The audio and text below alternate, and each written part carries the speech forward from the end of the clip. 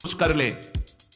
वांग निरोधो योगस्य प्रथमम द्वारम, मौन का आश्रय ले लो। ज्यादा बोलने का अभ्यास ही नहीं होना चाहिए।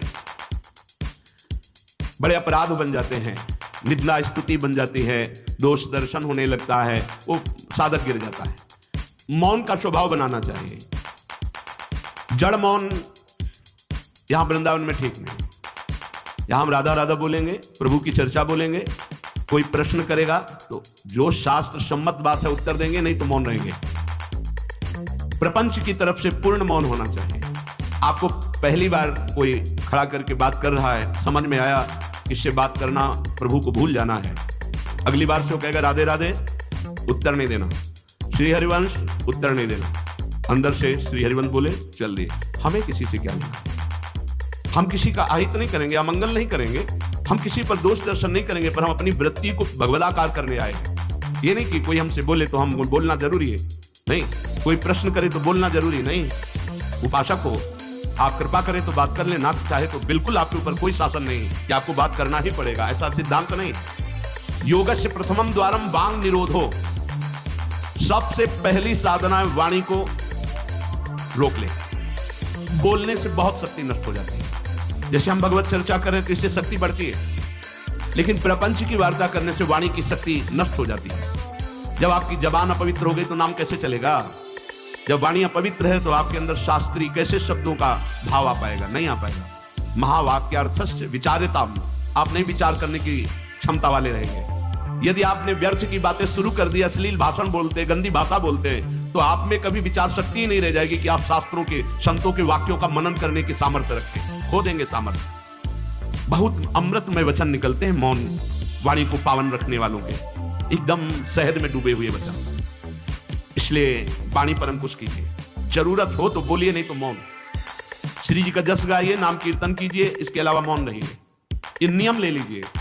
जब आए हो भगवत प्राप्ति के लिए तो काहे को बख्शो। इन इंद्रियों को सीधे अनुशासन में लीजिए ना। आपका स्वरूप इंद्रियां थोड़ी है, आप इनके संचालक हैं। आपकी सामर्थ्य से सामर्थ्यवान होकर आपको बांधे हुए हैं, आप इनको बांधिए। बहुत हो गई स्वतंत्रता इन दुष्टों की। माता देहूती जी भगवान कपिल जी से कहती, मैं ऊब गई इन दुष्ट इंद्रियों से भोग भोगते हुए। नाथ, अब वो उपाय बताइए जिनसे इन दुष्ट इंद्रियों के कब्जे से मैं बाहर निकलूं। माता देहूती जी, ये बहुत दुष्ट है। ये कुछ मिनट तो लगेगा, बहुत शांत है और भगवत स्वरूप में लगने वाली हैं, और एक क्षण में गिरा के ऐसे नरक में खड़ा कर देंगी जहां पश्चाताप ही होता है, हाथ कुछ नहीं लगता। योगस्य प्रथमम द्वारम वांग निरोधो, फिर अपरिग्रह। पहला द्वार है वाणी पर शासन कीजिए।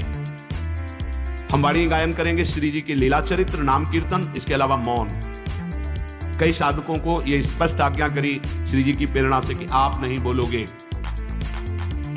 तो उसका पालन करना चाहिए। जब सत्संग में आप सुन रहे हैं कि योग से प्रथमम द्वारम, तो आप अपनी वाणी को संयम में रखिए। किसी की मजाक, उपहास, किसी की चुगली, निंदा, ये सब बिल्कुल नहीं। एक मिनट, ज़ेप्टो पे नई डील्स आई है। बिल्कुल। अगर आप ये सब करते रहेंगे तो निरंतर नाम नहीं चलेगा। आप सत्संग का मनन नहीं कर पाएंगे। मनन करके आप अपने आराध्य देव में स्थित नहीं हो पाएंगे। जरूरी है मौन, जरूरी है, पर विचार मौन। ये धाम है, इसलिए हम जड़ मौन की बात नहीं करते, विचार मौन। और वो मौन ही किस काम का, जो एक शब्द में हम बात कर लेते हैं, वो 5 मिनट लगाएं। जैसे कोई बात करनी, अब वो कुछ बोला, अब उसमें पूरी एकाग्रता, पूरी नहीं, सीधे बोल रहे, स्विच ऑफ कर दे, क्या चलेगा? जड़ मौन के लिए फिर ना ऊ कुछ नहीं, ना लिखना, ना पढ़ना, ना कुछ, बिल्कुल बालवत परमहंस स्थिति।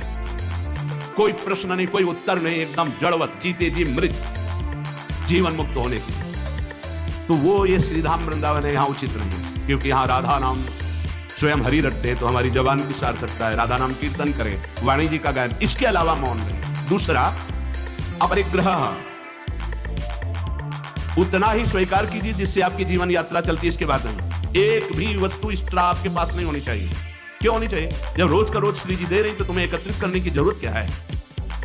आपको जो दिनचर्या में चाहिए बस उतना ही, इसके आगे नहीं। एक भी कंबल एक्स्ट्रा नहीं रखना होना चाहिए, एक भी वस्त्र नहीं एक्स्ट्रा नहीं होना चाहिए। जो हमारी दिनचर्या में आ रहे हैं कि 2 कॉपिन, 2 मार्किन, बनियान, स्वेटर, एक कंबल या 2 कंबल, जिससे आपकी दिनचर्या कट रही, बस इसके अलावा आपके पास कुछ नहीं।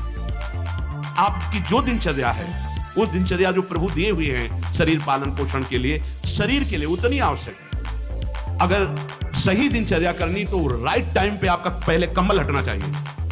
समय कंबल फेंक दिया दूर, अब अपनी दिनचर्या में लग जाओ। काहे को शरीर को इतना दुलार करके बबुआ बनाए हुए, कान के कंटूप ऐसे बांधे, मुंह में ऐसे बांधे, ऐसे क्या होना है इसको? ये जड़ शरीर है, जितना प्यार करोगे उतना ही परेशान करेगा ये।